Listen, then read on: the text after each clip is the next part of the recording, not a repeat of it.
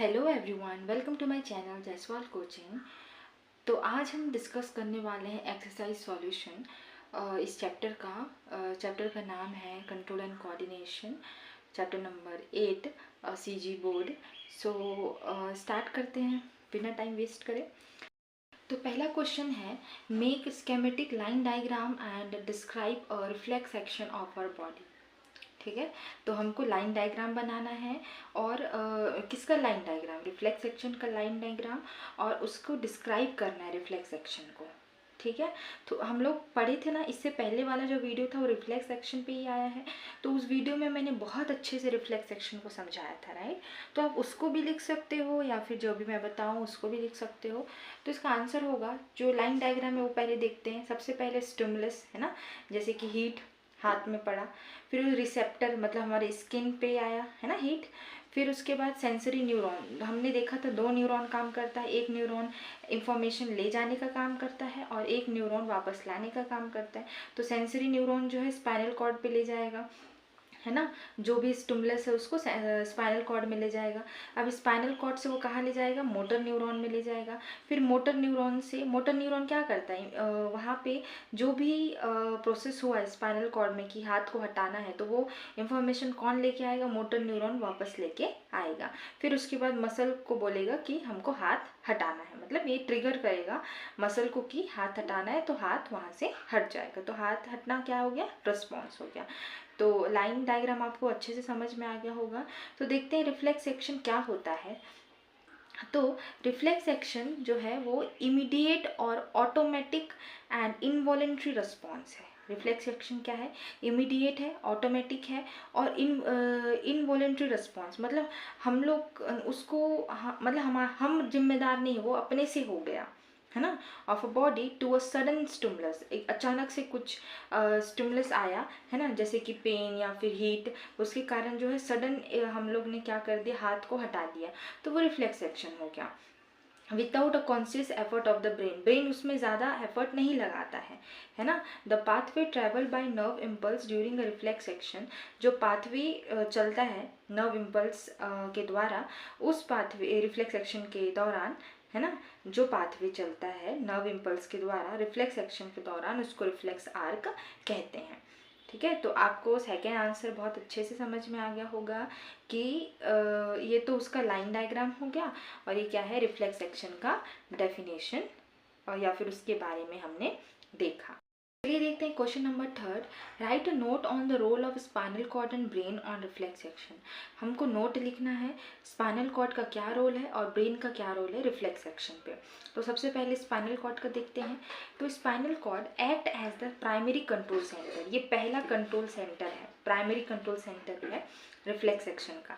It process the signal, ये process करता है सिग्नल को इंस्टेंटली और सेंड करता है रिस्पॉन्स को, ठीक है, ताकि टाइम बच सके और इंजरी से बचा जा सके।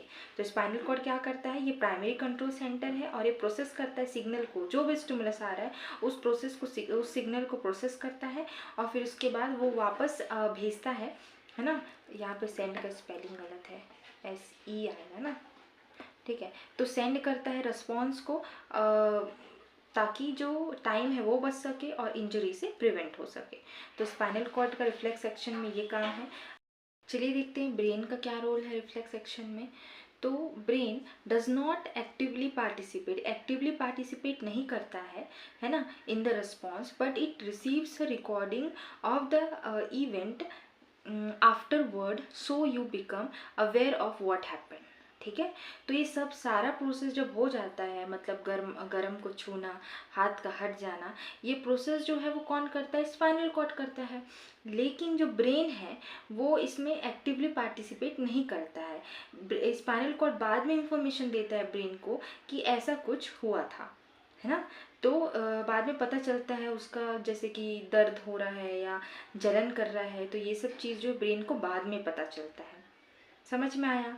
तो स्पाइनल कॉर्ड का क्या रोल था रिफ्लेक्स एक्शन में और ब्रेन का क्या रोल था रिफ्लेक्स एक्शन में, ये हमने जाना।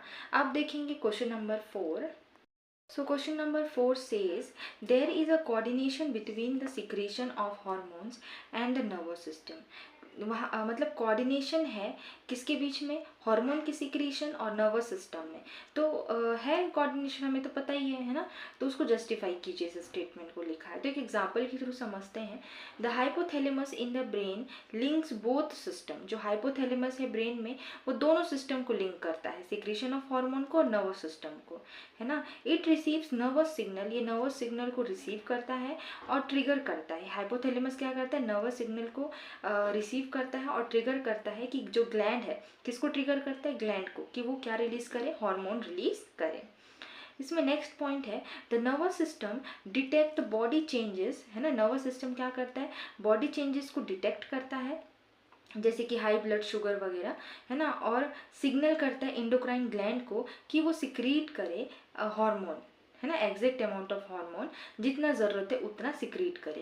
ये कौन बताता है, नर्वस सिस्टम बताता है। किसको बताता है, इंडोक्राइन ग्लैंड को, कि वो हार्मोन रिलीज करे। हमने पहले ही देखा है कि इंडोक्राइन ग्लैंड से क्या रिलीज होता है, हार्मोन रिलीज होता है। तो इससे क्लियर हो गया कि जो सिक्रीशन ऑफ हार्मोन है और जो नर्वस सिस्टम है, वो दोनों जो है कोऑर्डिनेट करके काम करते हैं। चलिए डील करते हैं क्वेश्चन नंबर 5। तो क्वेश्चन नंबर 5 क्या कहता है, आपको नीट एंड क्लीन डायग्राम बनाना है नर्व सेल का और साथ साथ उसको डिस्क्राइब करना है। तो हम सबसे पहले उसको डिस्क्राइब कर लेते हैं, लेकिन आप जब लिखोगे तो सबसे पहले उसका डायग्राम बनाओगे, फिर उस पर डिस्क्राइब करोगे। मैंने सबसे पहले डिस्क्राइब किया है, फिर डायग्राम बनाया है, ठीक है। तो सबसे पहले पढ़ लेते हैं इसको। डेंड्राइट, जैसे हम बुक पढ़ रहे थे तब भी हमने इसको डील किया था, राइट, उसको अच्छे से समझा था। तो आप वहाँ से भी लिख सकते हैं या फिर जो मैं बता रही हूँ इसे भी लिख सकते हैं। तो डेंड्राइट आपको याद होगा वो क्या था, ब्रांच स्ट्रक्चर था। वो क्या काम करता है, इन्फॉर्मेशन को रिसीव करने का या फिर सिग्नल को रिसीव करने का काम करता है। उसके बाद क्या होता है, सेल बॉडी। सेल बॉडी जो है यही इन्फॉर्मेशन को क्या करता है, वो प्रोसेस करता है। फिर एक्सॉन, एक्सॉन क्या करता है कि conduct the electrical impulse away from the cell body. Cell body से मतलब जो इन्फॉर्मेशन है उसको रिसीव करता है और उसको एक पाथवे देता है कि मतलब वो इलेक्ट्रिकल इम्पल्स रहता है, राइट।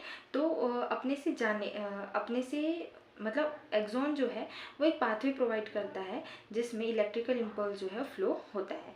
फिर एक्सॉन टर्मिनल या फिर साइनेप्स जिसे कहते हैं, मतलब एक्सॉन का जो लास्ट एंड है उसे साइनेप्स बोलते हैं।